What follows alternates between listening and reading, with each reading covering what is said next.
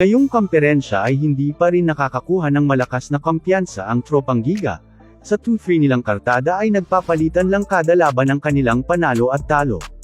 Kagagaling lang nila sa 2 puntos na panalo kontra sa kanilang kapatid na Meralco, at ngayon ang kanilang pagtalo sa kapatid din nilang NLEX ay nakamit din nila sa wakas ang 2 magkasunod na panalo.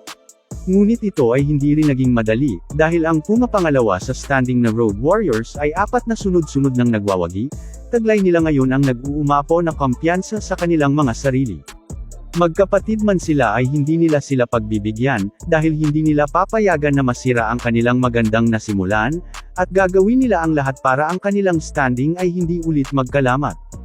Ang 2 prolific scorers ng liga ay sinagupa ang isa't isa.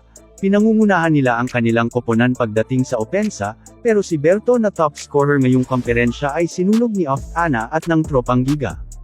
Ginawa ni Calvin Oftana ang lahat ng kanyang makakaya upang ang panalo ay kanilang makuha. Sa pagtala niya ng 37 points ang career high ay kanyang naitabla. Pero ang pinaka-importante ang tagumpay ay nakamit nila, basta gumagana ang kanyang opensa ang kinakalabasan ng kanilang laro ay maganda, ang pagtalo sa kanila ay napaka-imposible. 19 ang kanyang average bago sila lumaban sa NLEX, sa kanilang 3 talo ay umi-score lang siya ng 16 kada laro. Basta laging ganito ang kanyang nilalaro, ang kanilang mararating ay siguradong malayo. Ang abante ng NLEX sa simula ng 3rd quarter ay naging 11, pero dahil sa pagsiklab sa period ni Oftana na umiscore ng 12, ang kanilang hinahabol ay naibaba nila sa 1. Subalit sa kanyang paglabas ang kanilang opensa ay sabay din lumayas, dahil doon ang kanilang kalaban ay muli na naman silang iniwanan, papasok sila ng final period na natatambakan ulit ng 10. At sa sumunod na 12 minuto ang akala ng NLEX na ang panalo ay sigurado na nilang maaangkin, ngunit wala silang kaalam-alam na si Calvin ay bigla silang raratratin. Nilagyan niya ng pangil ang kanyang mga atake, ngipin laban sa ngipin, at sa pagkakataong ito ay kanyang sinigurado na hindi na siya mabibitin, para ang masakit na kabiguan ay hindi nila ulit sapitin. 15 ang ginawa ni Oftana upang iangat muli mula sa 11 puntos na paghahabol ang tropa, at sa kanyang pagtsatsaga ay nakatabla sila, at pagkatapos niya ay itinuloy naman yon ng kanyang mga kasama.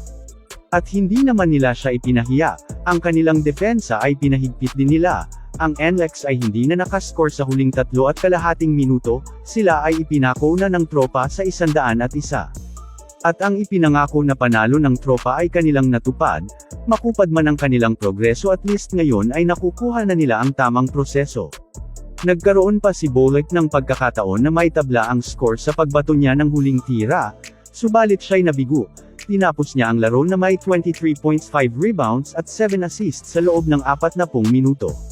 2 puntos na mas mababa ang ginawa niya kumpara kay Robbie Herndon, na mayroong 25. Isa siya sa dahilan kung bakit sila nakaabante ng hanggang 12, pero sa 4th quarter ay 3 puntos na lang ang kanyang naitala.